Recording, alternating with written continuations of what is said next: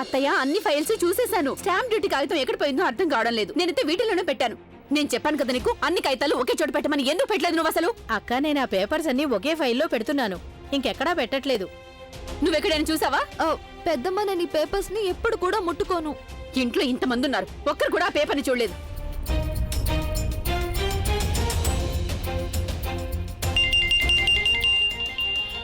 ఇదిగో అభి వాళ్ళ నాన్నమ్మ ఫోన్ చేస్తున్నారు. హలో, నమస్కారం అండి. ఎలా ఉన్నారు? నేను బానే ఉన్నాను. ముందు మీరు చెప్పండి, ఎలా ఉన్నారు? ఇక్కడ కూడా అందరం బాగున్నామండి.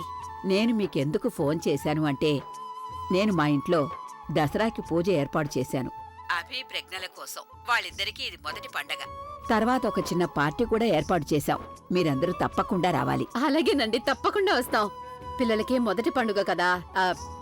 అభి ఇంకా ప్రజ్ఞ బానే ఉన్నారు కదా? అందరూ బావున్నారమ్మా. మీ ఆరోగ్యం ఎలా ఉంది? ముందు కంటే మీరిప్పుడు బానే ఉన్నారు కదా? అవునండి, ఇంతకు ముందు కంటే పర్వాలేదు. ఇక అభి ప్రజ్ఞను చూశానంటే నా ఆరోగ్యం ఇంకా బాగైపోతుంది. అది నిజమే.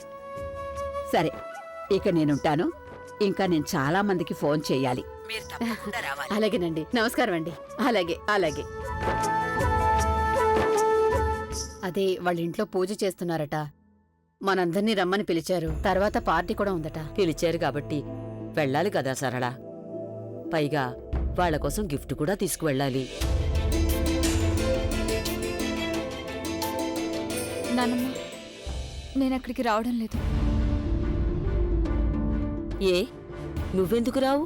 అదేంటత్తయ్యా, తనక్కడికి రావాల్సిన అవసరం ఏముంది చెప్పండి? అది కాకుండా మనందరం ఇంట్లో లేకుండా వెళ్ళిపోయామంటే తనొక్కతే ఇంట్లో ఒంటరిగా ఉంటుంది. ఏం చేయాలనిపిస్తే అదే చేస్తుంది. ఒకవేళ ఇలా కూడా చేయొచ్చు కదా. ఎవరిని కలవాలనిపిస్తే వాళ్ళని కలుస్తుంది, లేదా వాళ్ళనే ఇంటికి రమ్మని పిలుస్తుంది.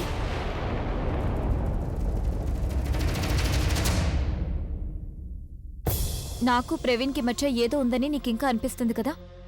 నేను తన్ని కలవడానికి అవకాశం వెతుకుతున్నానని నీకు అనిపిస్తుంది కదమ్మా. నువ్వు పొరపాటు పడుతున్నా. ఈ విషయం ప్రూవ్ చేయడానికి నేను నీతో పాటు వస్తాను. కానీ అక్కడ ఏం జరిగినా సరే దానికి కేవలం నువ్వే బాధ్యురాలు అవుతావు. తర్వాత నువ్వు నన్ను అనొద్దు, ఆలియాకి నన్ను చూసి కోపం వచ్చిందని, బావగారు నన్ను చూసి అక్క మీద కోపడ్డారని. నేను అక్కడికి అక్క కోసం రానని చెప్పాను. నా కారణంగా వాళ్ళిద్దరు లైఫ్లో ఎలాంటి ప్రాబ్లమ్స్ రాకూడదని నేను అనుకుంటున్నాను. కానీ నేను మీతో రావాలని మీరు కోరుకుంటున్నారంటే అది మీ ఇష్టం.